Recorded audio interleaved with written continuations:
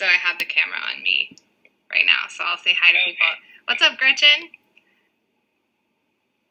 Hey, everybody, welcome. Hi, hey, guys. Glad to be here. Hello. So here, there's Laura. Camera's on you now. Okay, I am great. here. Hello, Psych Moonchild.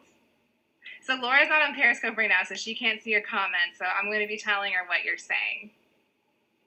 So, guys, if you don't know me, my name is Delight, and this is Laura Powers. She is somebody that I met about 5 years ago in Colorado, and she ended up teaching me so much that I know about being psychic and angels, and it's kind of amazing that we actually met randomly at a party for, like, people that I'm barely friends with. So and people that I'm not really even hanging out with anymore either. Oh, really? I didn't know that.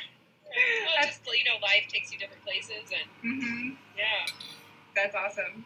So, guys, if you are interested, we have somebody else in Colorado. Fantastic. So if you are interested and you think that your followers might be interested in this topic, we're going to be talking about angels and manifesting and psychic stuff. So share with your followers if you think that they would be interested as well. Yeah, Amber, I'm glad you could catch it too. Okay, they say hi from Alaska, Laura. They say hi from West Virginia. Hi. And California. Oh, Laura's in California. Yeah, love it, Kelly. Okay, so, hey, bouquets. I just saw, she makes the cutest little, she just did a scope and she makes these really cute little flower bouquets. It's so cute. And she's in my scope now. It's so nice. Fun. Okay, so can you tell us a little bit about yourself? Sure. So I do a lot of different things, but my sort of main career right now is working as a psychic medium, and I also am a writer. So I've written 3 books and getting close to releasing my 4th book. I'm also going into screenwriting. I'm a performer, a host, actress, singer, burlesque performer. So I do a lot of different things. But I have a real passion for the psychic world and the spiritual realm and helping people understand how to tap into it better and how to be more in the flow and make their life easier and more enjoyable. Yeah, and it's definitely done that for me, like working with you and getting to know more about how to do this work. So, okay, I want to ask you a question that people ask me all the time, which is how did you first know that you were psychic? Because for me, it's like a long story to tell, but I would like to know how you answer that question. Yeah, I think it is a little bit of a long story for myself as well, but the summation of it is that, it took a long time because I actually thought it was crazy growing up. So ever since I was little, I've seen and sensed things. I've seen ghosts and, later I saw angels. I saw things that would be described as dark entities or demons. But a lot of it I saw psychically, and some of it I saw physically, so it was really confusing. I remember asking my mom when I was 7 if she saw things, and based on the way that she answered, I knew that she had no idea what I was talking about. And so when I would see something and other people weren't reacting to it, then, my next thought was, okay, it's in my head. And so I actually didn't talk about things my whole time growing up because of that fear that perhaps I was crazy and I didn't want to be put in an insane asylum or something. And then in high school, I was at a cemetery, being in high school, at night with a friend. And similar thing, I asked with my mom, I asked him if he saw things because it was a very active cemetery and I was seeing a lot of things. And he said no. So once again, I was like, okay, well, it's all in my head. And then it took several years later, I was in college and a family friend described a ghost that I had seen but not told anybody about. And it was at that point that I thought, okay, well, I don't think, someone else can see something that's just my hallucination or just my imagination. And so it affirmed for me that I wasn't actually just insane, but I was still really scared. I didn't at that time know any teachers. I didn't know how to handle it. I did try to do a little bit of reading, but it was a different time back then. I think now with the benefit of TV shows and a lot of authors writing about their experiences, it's very different. We have shows like Medium or The Ghost Whisperer, and then lots of books from people that work in this field. But at that time, there really wasn't as much out there. And so I did the only thing that I knew how to do at that time, which was shut down. I shut down all my gifts and tried to block everything out because a lot of what I was sensing was kind of scary feeling. And if it wasn't until many, many years later as an adult, when I was in a really bad place in my life, I was physically sick, I was unemployed, I was in a bad marriage, and I went to a psychic because my life was just falling apart and I just was at a loss. I didn't know what else to do. And she said to me, when you shut out your psychic gifts, and I hadn't told her I'd done that, that I shut out what I needed to know. I shut out my own intuition. I shut out, the light as well, which made sense. So I went through the process of taking classes and learning about and acknowledging my gifts. So really, I would say wasn't until that point where I was really in my early 30s that I fully acknowledged that what I had experienced was actually psychic and not just a problem, not just something weird with me, but was actually, in its own way, can have benefits, even though it provided a lot of challenge and struggle for me at the beginning. Yeah, I have a lot of similarities in my story with that too. And I just saw Amber posted, she said, "Me too." So, yeah. And in the middle common.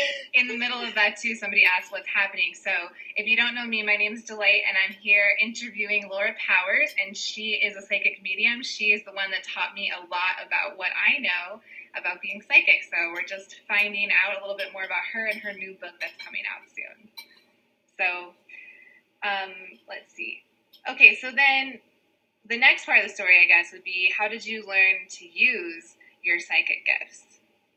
Right. Okay. Well, before we move on, if you don't mind, I just want to say, because I think I heard that people are saying, "Me too," that happened to me, that it's very common. A lot of us who have psychic gifts, it comes through our soul. So they're actually elements of our soul. And we've had these gifts for many lifetimes. And unfortunately, in other times and places, we may have actually been persecuted for these very things, which we think of as a gift and can actually make a living on now. We might have been burned as a witch or hanged or persecuted by the church. So that has happened for me many lives. And so I just want to acknowledge that feeling that people have, and that there can be a lot of fear that comes up as a result of acknowledging or facing these gifts that we have. So for me, once I sort of came to terms with this and acknowledged that it wasn't actually something to be afraid of, it was a pretty long process of taking classes and I did a ton of reading. I probably read like 1 to 2 books a week for a year. No joke. I was just like a sponge, just like taking everything in, taking classes from a lot of different teachers. But I did learn a lot, but I think the biggest thing was for me to set the intention to allow it in. As soon as I did that, everything shifted very dramatically and very quickly, and then not to be afraid of it.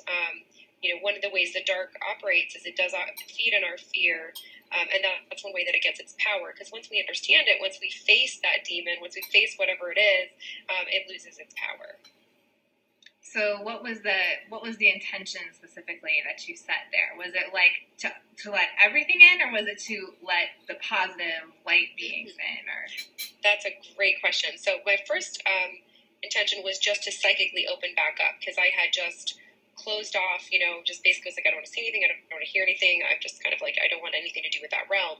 And the first thing is I had to open up to see what was there, because the problem is when I shut down is that everything was still there. It's not like in ignoring stuff that it went away. It was still interacting with me, affecting me, negatively impacting me.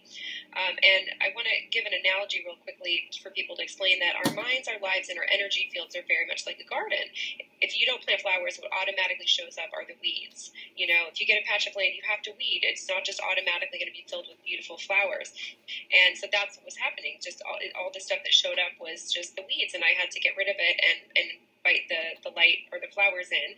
And so I think of the angels as like flowers. You have to invite them in, you have to plant them, water them, keep working at it. So at the same time that I set the intention to open up, I also immediately asked the angels to come into my life, and that's when everything shifted so quickly. I mean, it was like a light switch flipped on, and suddenly everything was just different and better. And I had an incredible angelic experience right away, where right away, it was like once I had that, I knew that whatever happened, I was going to be okay, because I wasn't alone. And part of what I struggled with when I was younger was that I felt like alone in this battle, and no one understood me, and I didn't have support, and suddenly I knew that I did.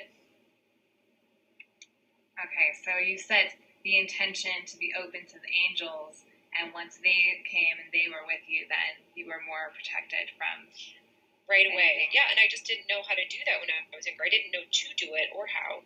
And the truth is, it's very simple, but most people tend to think of angels as like a religious thing, and the truth is that just like many religions, they've been explained in Christianity, but they just are.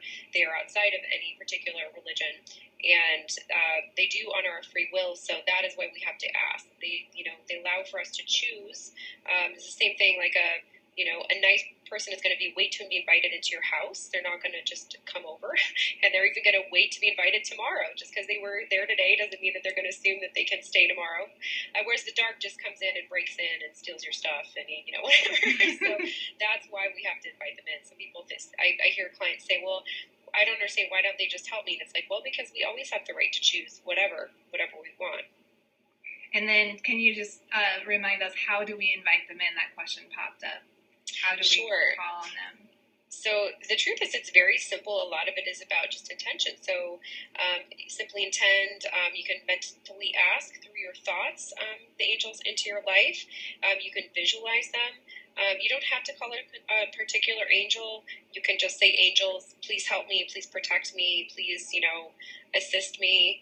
But there are certain angels that it can be extremely helpful to call in for specific issues or challenges. Yeah. So that's like the ebook that I just wrote about. Some of you guys have heard about that. I made a big long list of which angels you can call on for which situation. So yeah, that's on my website at psychicdelight.com. But you can, like Laura says, you can just call on general angels too, and that will help you. But it's good to know which one kind of goes with which situation for more. Would you say more power behind it?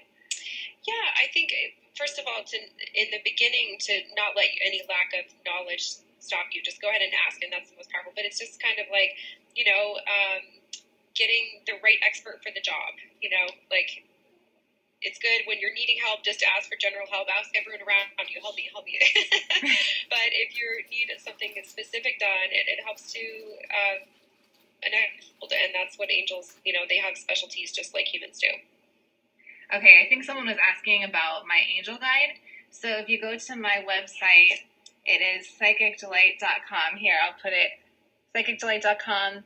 And in the sidebar of my blog and in the top right corner, there is a little button to push to get that angel guide for free. So it's the same thing that Laura's talking about here, and how to work with 15 of the archangels. Yes, so very powerful. Yes. Let's see.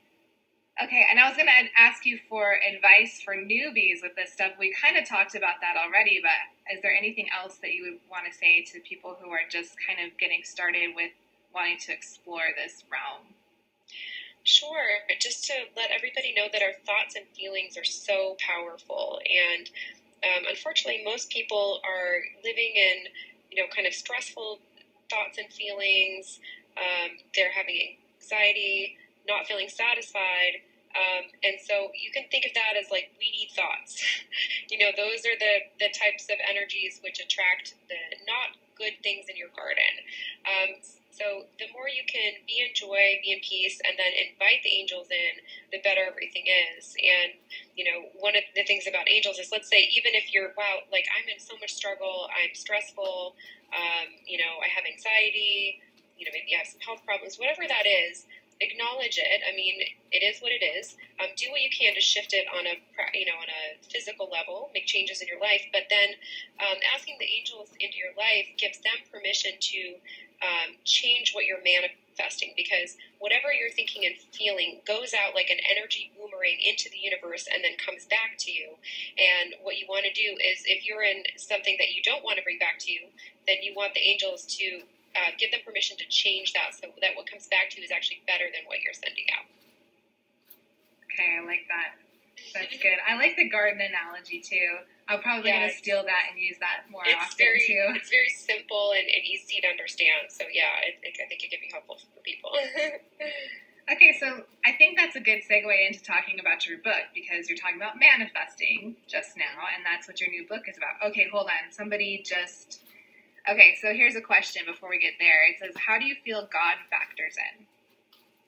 That I would say that God is such a huge universal consciousness, and I feel like the angels are agents of God, God's helpers, and also God's sort of eyes and ears on earth here for us. And also God is such an immense being with so much going on that I think it helps to kind of route things in a particular order. So, for example, the President of the United States is, I would say, one of the most powerful, individuals in the world.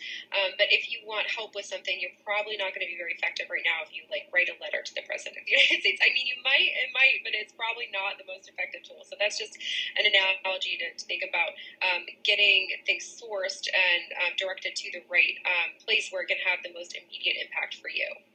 Okay, so that's why you would call on angels specifically versus just calling on God in general. Right. The angels are specifically tasked with helping humanity and the earth. So that's their role for God. They're doing it on His behalf as His helpers, as agents of God. So that's why I feel like it's helpful. I'm not saying not to call on God. Absolutely, I think that can be a powerful prayer as well. But the agents are really the ones that can help you on a sort of one-to-one level. Okay. I like that. I like how you explain that too. I have a question actually. This reminded me. I've heard some people say that you aren't supposed to pray to the angels. You can call on them or you can invoke them, but for some reason using the word pray seems to strike a chord. And so I got that kind of in my head, and I was wondering what you say about that. Is that appropriate to say? Oh boy. I mean, I think that's just unfortunately, I hope I'm not offending some people, but there are some kind of fear messages that have been planted in some of the major world religions, and I think it's just simply a matter of word usage. I think the intention here is about asking the angels for help, giving them permission. So whether you say pray, whether you say ask for help, to me, a prayer is a call for help. So I don't really make a differentiation for myself, except for the word prayer. For a lot of people, has a very specific Christian, or at least religious connotation. So, whether you're Christian or Catholic or non-denominational or not even religious at all, I think the idea is simply to invoke and ask for their assistance. And if you're doing that, you can set the intention that you're only doing this if it's going to be for the light of God, and it will work. Our intentions are extremely powerful. Okay. That clears that up for me. Okay. That's a great answer. And I actually never thought of it having that connection to Christianity. That might be kind of off-putting for some people too, depending on your experience with that. Yeah. So there are a lot of people that have had not so excellent experiences with that. But all right, so moving back on to manifesting now. So your book is coming out, and it's connecting angels and manifesting. So first, I just wanted to have you explain what is manifesting. So manifesting is simply the process through which we create here in the physical realm. And the truth is we're all constantly manifesting, but most people are doing it in a very unconscious manner, meaning things are just kind of unfolding and happening without our focused intent. So even though the term manifesting is happening in general, most people, when they're saying manifesting, are usually talking about the process of conscious manifesting, which means the act of purposefully creating what we want to in our lives. Okay. So that's a good point, though, that it's unconscious, too. Like you're doing it whether you know it or not. Right. I mean, it's happening, and that it's happening is just kind of how the universe works. I mean, we are here as, made in the likeness of the Creator, and I really mean that, not in the sense of like, oh, God looks like a man or a woman, but in the sense that... Oop. She froze here for a second. Aware of that. Oh, you froze for a second. Okay. So you were just saying that God doesn't literally look like a man or a woman, but that we are creators just as the Creator is a creator. We are here with the ability to create what we'd like to in our lives and in the world. And if you don't see that, all you have to do is look at one person and see just the amount of impact they can have. Look at a Shakespeare, an Oprah, or Richard brand, a Jesus. And that is just one person who has had an incredible influence, not just on their life, but on the world as a whole. Okay, so then how do angels help you with manifesting? And we're talking about consciously manifesting something that you want in your life. So, a lot of us have some pretty unhealthy patterns that we've taken from society, from our parents, and are sort of continuing that sort of rat race, hamster wheel cycle of just kind of doing what's happening. And the angels can help us. So even if whatever our pattern is not what we want, they can help us both shift the pattern as well as start to bring things to us that are even outside of the pattern that would normally return. Okay, can you give any examples? Do you have any stories from your life or clients' lives? Oh, sure. Well, I think just generally, one of the messages that we've gotten, everyone in society, I think, is that you have to work really hard. That life is hard, that you have to work hard in order to get benefits. And I believe that is false. Now, that doesn't mean that there aren't some things that you have to go through to release, and that might be hard. I think actually changing our pattern is one of the hardest things we can do. But that life or work is hard, I don't believe is true. So certainly I received a lot of those messages, just like most people, and followed a very traditional path and worked, part of my French, worked my ass off for many years. Got my undergrad degree, got my master's degree, got a professional career. I ran for public office. I worked 60 hours a week. I did all those things and was very unsatisfied after my life fell apart, and then I was unemployed. It was just a mess, and so that was my pattern. That was what once I psychically opened up, I knew that was not a good pattern. Like, I recognized, well, clearly that didn't work for me. Like, my life's a mess. So I consciously made the decision to change and ask the angels to help me create a new pattern and to make changes in my life that were outside of that pattern. So for me, starting my psychic work as a career, which was so much outside of that hard work box, was part of that process. And even though my thought patterns and what I was manifesting was still in the old sort of work hard paradigm, they were able to help me start to shift things first before I fully was in that new energy. I appreciate that example because I'm in that zone right now myself, and I hadn't thought of it that way, in like how I'm having to shift my pattern of like working really hard and exhausting myself, kind of. And right. I know I don't have to do that anymore, and I get kind of frustrated. Like I'm still letting it go because I can't quite. I still struggle with that. So it's a process. I think it's have patience with yourself, and honestly, that in some ways it is hard work, because that releasing, the shifting of the patterns is difficult. It's challenging. I remember times when I literally felt like I was breaking inside, because it's like you literally are your whole who your being is changing, but then conversely, your life itself becomes easier. So it's kind of a strange process of breaking down. You have to tear down the old structures that are no longer working for you and build the new, easier, better, safer, happier structures for you later. Okay, so what else can you tell us about the book? What makes it different from other books on manifesting? Because there's a lot, and we're also talking about, it's also called Law of Attraction. Yes. Similar concept. Sorry, go ahead. Obviously, no, that's okay. The incorporation of the angels is one big difference, which is a really significant one. And the other one is that I include a lot of information in there on specifically how to work through, first of all, identify and then work through blocks that you have to your manifestation process. So some people will try, and then, it's not working, and they just give up and they get frustrated. And when something isn't working, it's important to look at, okay, why is it working? And I go through step by step in the book to help people identify and address why it's not working, and then how to shift and release those things so that you can get the process to work. Yes, that is different than most. And I hear people all the time talking about their blocks, but I don't hear as much like specific information about what to do about your blocks. So that does sound different. Yeah, and there's blocks which can be just like what I was talking about a moment ago, which is societal messaging we've gotten, for example, which is sort of contrary to what we think we want on a conscious level. And then the other piece of it is really figuring out what we want, because again, sometimes we're working on something that on a deeper soul level we don't want. I just posted on Facebook the other day how a lot of people get stressed out because their soul is not doing what their soul came here to do. And what happens is the soul is starting to get sort of anxious, like, I need to do my soul work. And then we interpret that as like, I can't get all this sort of to-do stuff done in my life. And then we kind of try to push through it.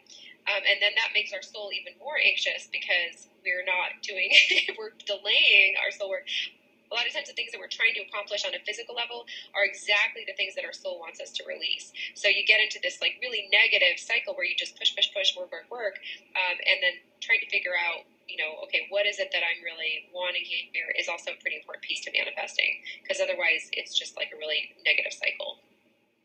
Yeah, because if you're trying to manifest something that you think you should want, that's not going to be very powerful versus something that you really, really want with like your whole heart and mind and soul and everything. Then that's more powerful. And it's harder than it seems sometimes to know what that is every single day. Agreed. And also another thing I talk about in the book, which is a really important piece, is that it's important to ask for what we want as our true end result or goal, not how to get there. So let's say we want a certain lifestyle or a certain income. Well, people will often ask for how they think they should get there. So send me a job with this money, or blah, blah, blah. They're sort of prescribing the method. But the most powerful way to manifest is actually to identify your true goal, really get at the root of it, and ask the angels for help, because they know, that the universe is much better at delivering it to you in the way that makes the most sense and is the simplest and easiest. Even if our mind has sort of prescribed the way that it thinks makes the most sense, it often isn't actually the best way. Yeah, so being open to however it comes through. Yes. Yeah.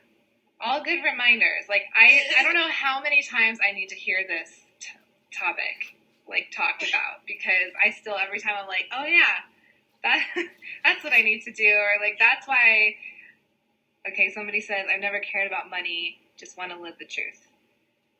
That's great. Good for you.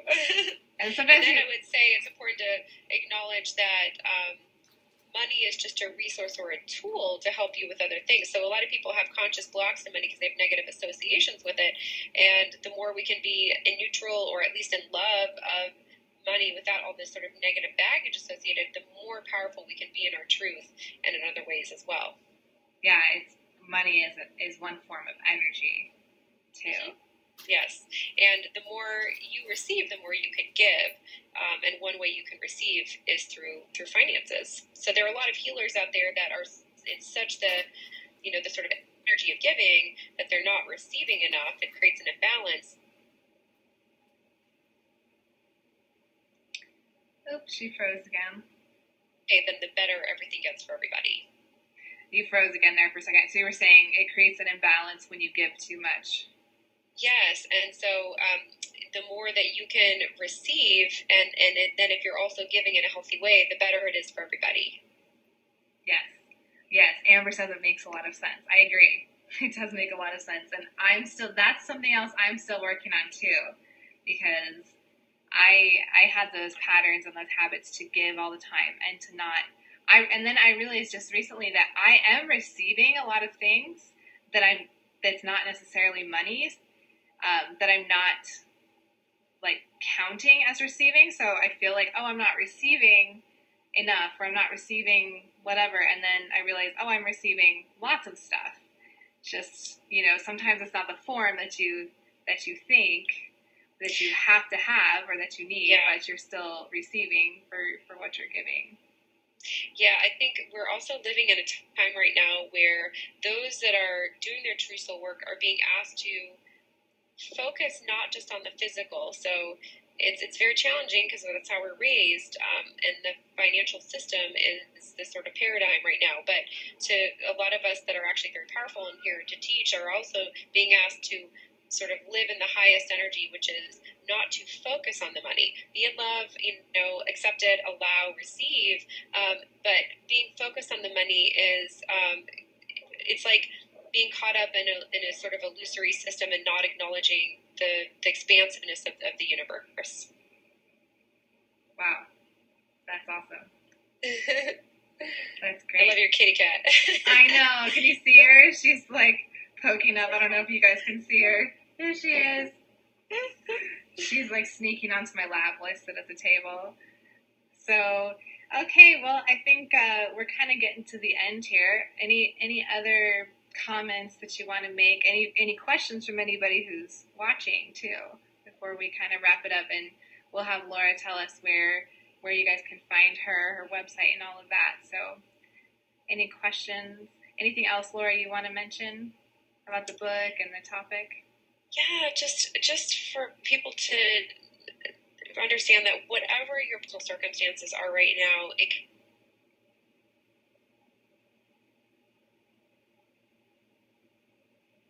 be sick. I have several medical diagnoses. Did it stop? It did freeze for a second. So you're just saying whatever your circumstances is, and it came back where you're talking about being sick. Okay. Whatever your personal circumstances are right now, don't feel like you're stuck there. You can completely transform everything really quickly.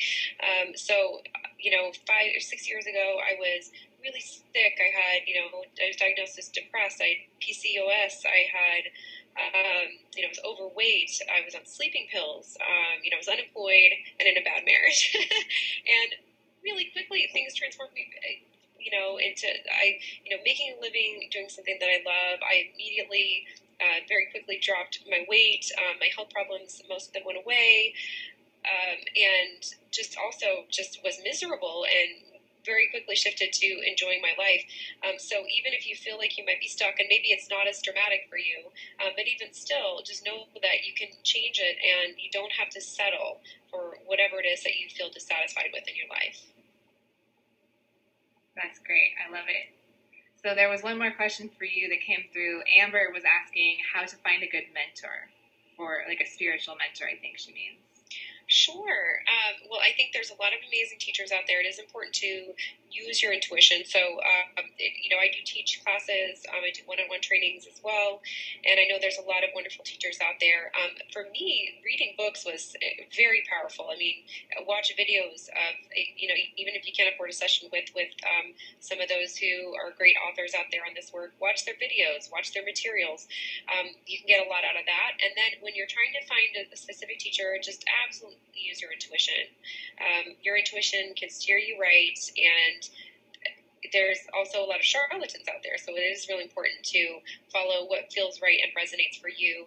And the charlatan issue aside, I think it's important to find the right fit, because there's lots of different styles and approaches, and not everything works for every person. And so just do your research, follow your intuition, and just explore. Fantastic. Okay, so what was your website, and so people can find the book that are interested? Sure. So it's healingpowers.net. So that's healing, like the word healing, powers, which is my last name, .net. And you can click on the read page to find information about my 3 other books, as well as this forthcoming book. And the pre-order campaign has officially ended, but you can still order by sending me payment through PayPal, or you can contact me, and I can take payment by credit card if you'd like to pre-order as well. So it's healingpowers.net, and then click on read. The read page. I was just writing this down real quick. And my email, in case anyone is wanting to just email me directly, is lauramichellepowers@gmail.com. So LauraMichelle powers@gmail.com. Okay, and so here was her website. I just wrote it down. So you go to healingpowers.net and click on read. Okay, well, thank you so much for being on with me. This was really fun to get to talk and to introduce my Periscope friends to you. So hopefully we'll be able to check in once the book is out again. Maybe have a similar conversation once it's out and it's on Amazon and everyone can go buy it immediately to get the immediate gratification. Wonderful. Well, thank you for having me, Delight, and thanks for doing this. I think it's wonderful. Great. We'll see you guys later. Bye, Periscope friends. What's the name of the next coming book? It's called Manifesting with the Angels, right? It's called Angels and Manifesting. Angels and Manifesting.